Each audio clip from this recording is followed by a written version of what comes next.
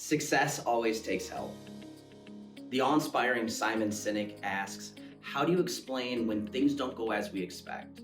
Or how do you explain when others are able to achieve things that seem to defy all assumptions? Nowhere else is there a better example of this than with the Wright Brothers. In one of Simon's famous talks, he tells a story of Samuel Pierpont Langley. You see, Samuel was given $50,000 by the United States government, which was a lot of money back in the late 1800s and early 1900s. And he was given this money to figure out and create a flying war machine, otherwise known as an airplane. He had what everyone would assume to be the recipe for success. He was well capitalized, had access to some of the best and brightest minds money could afford, and had the perfect market conditions to achieve their intended objective. But how come very few people today have ever heard of Samuel Pierpont Langley? That's because two brothers, Orville and Wilbur Wright, beat him to it. You see, the Wright brothers didn't have any money. Not a single person on the Wright brothers team even had a college education. The difference was that Orville and Wilbur were driven by a cause, by a purpose, by a belief that if they could develop this flying machine, they could change the course of history. Those around them believed in the same cause, driven by the same belief, motivated by a common passion. Meanwhile, Samuel Pierpont Langley was driven by the pursuit of fame and fortune, and so were all of those around him.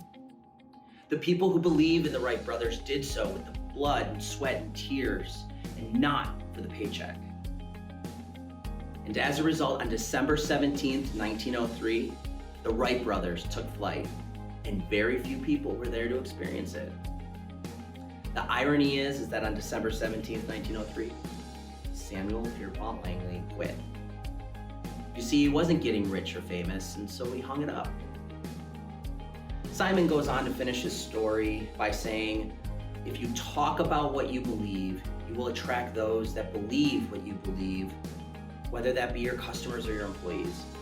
And I'm proud to stand here today to tell you about how we here at the Big I, Wisconsin, with other Big I state associations and Steve Anderson, are coming together to launch Catalyit with the belief that we were founded for you, to support you, and to work for your dream.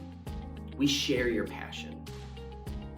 We understand that working hard for something we don't care about is called stress, but working for something we love is called passion.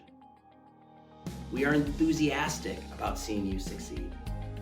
We understand why you do what you do, why your customers respond the way that they do to what you do, and why your employees and coworkers are loyal to you. At Catalyit, we don't just understand your why. We want you to spend more time finding your why, growing your why, and to come together with others that want to see you, your agencies, and its employees be successful. Catalyit was founded by a group of people who believe in you and the work that you do. Catalyit wants you to be able to spend more time focusing on what you do best, selling insurance. Catalyit is more than a company. It is an enlightening experience that simplifies technology for insurance agencies. We believe that with the right experts, solutions, training, and community, we can come together to help your agency increase profit and improve its customer experience. In a world dominated by a lot of Samuel Pierpont Langleys, be the Wright brothers and let Catalyit help you take flight.